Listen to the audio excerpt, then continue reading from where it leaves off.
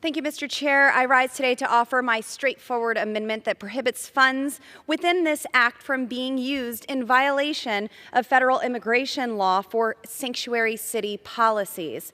The concept of sanctuary city policies directly violate the rule of law. Article 1, Section 8, Clause 4 of the United States Constitution gives Congress clear jurisdiction on immigration matters. A nation of laws must enforce established laws, not seek ways to circumvent them.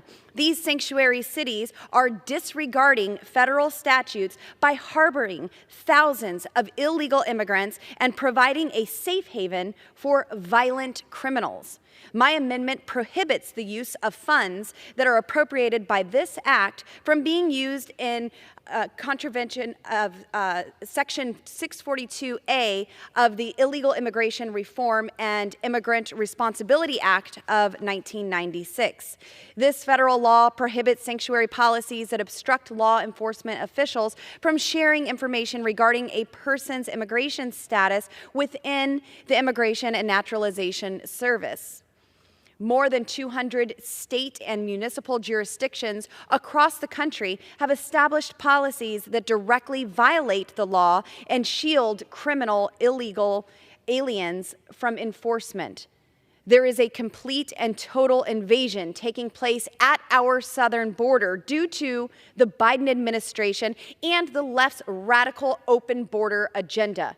Since Biden has taken office, Border Patrol has encountered more than 6.3 million illegal aliens who have illegally entered America, released nearly 2.9 illegal aliens into our communities, and let more than 1.7 million known gotaways evade Border Patrol and enter the country with no record or knowledge of who these people are. The number of illegal aliens who have entered the interior of the United States under the Biden administration now is greater than the population of at least 22 states as well as Washington, D.C. It is not just illegal immigrants coming across the southern border, but enough fentanyl to kill every American 15 times over. This drug, mostly imported from China and continuously smuggled through our southern border, is killing children and destroying families throughout the country. Equally concerning is the fiscal last year alone. The FBI stopped more than 172 illegals on the terrorism watch list. Our porous southern border is literally a major national security risk. These open borders and sanctuary city policies are destroying America. Cities like Chicago, Denver, Houston, Los Angeles, and New York have continued to beg the federal government for more money to handle the unprecedented influx of illegal aliens rather than changing their illegal alien policies that have exasperated the problem. I thank the chairman of the committee and the committee's hard work on this bill, and I respectfully ask that my colleagues join me in support of the rule of law by voting in favor of my amendment. Mr. Chair, I reserve. Gentlewoman reserves. Gentleman from Maryland. I rise in perplexion. The gentleman's which recognized. I presume is objection. Gentleman's recognized. And I ask the gentlelady to yield for a question. Gentleman's recognized. It's not my time. I ask you to yield. I have reserved. You're free to speak. Yes. I'm asking if you'll yield for a question. Sure. Ask your question. What funds in this bill are used for the purposes you are opposed to?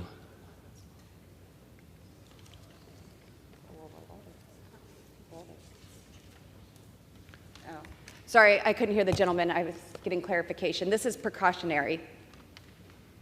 Precautionary for what? I'm asking. There are sanctuary city policies. Yes, I understand. I understand what that are in place that are allowing the refuge of illegal aliens in these cities, and there is an influx in crime and drugs.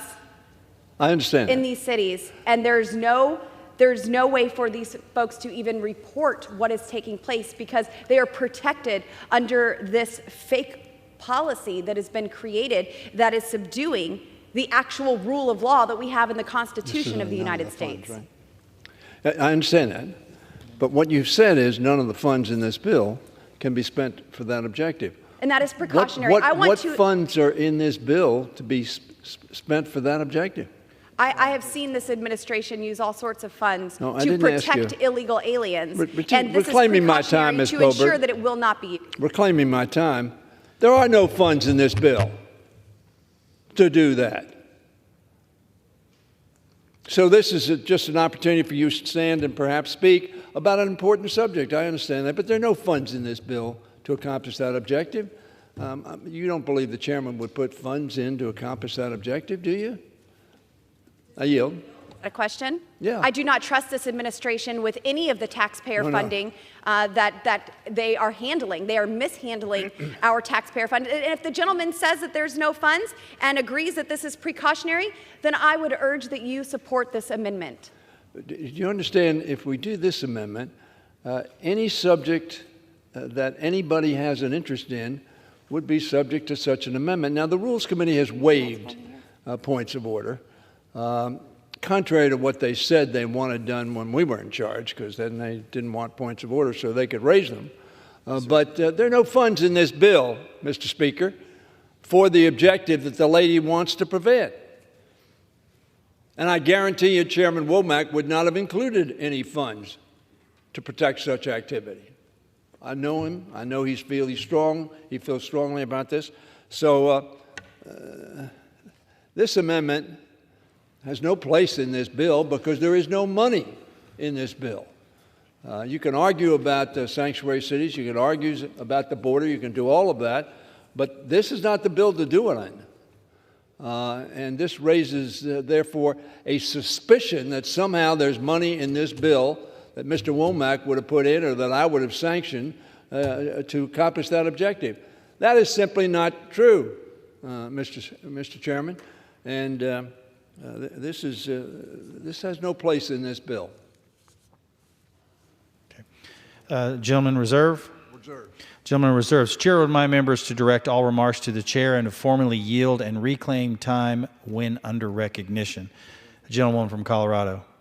I just want to state one more time that the White House has had a reputation of spending funds to protect illegal aliens that have broken our nation's laws to illegally enter our country.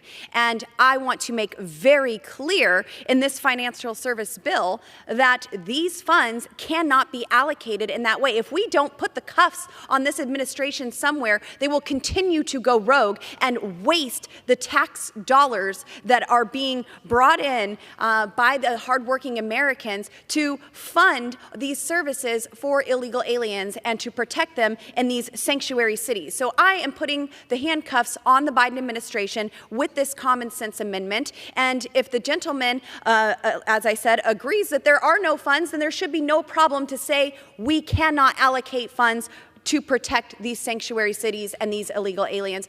Mr. Chair, I have spoken my piece on this amendment. I'm prepared to close. I yield. The gentlewoman yields. Gentleman from Maryland.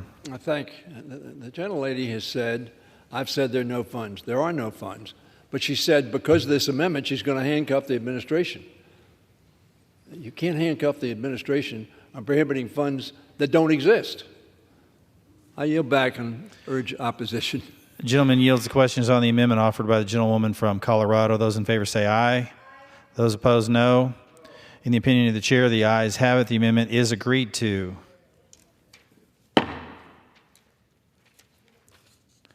It is now in order to consider amendment number 41, printed in Part B, House Report 118-269.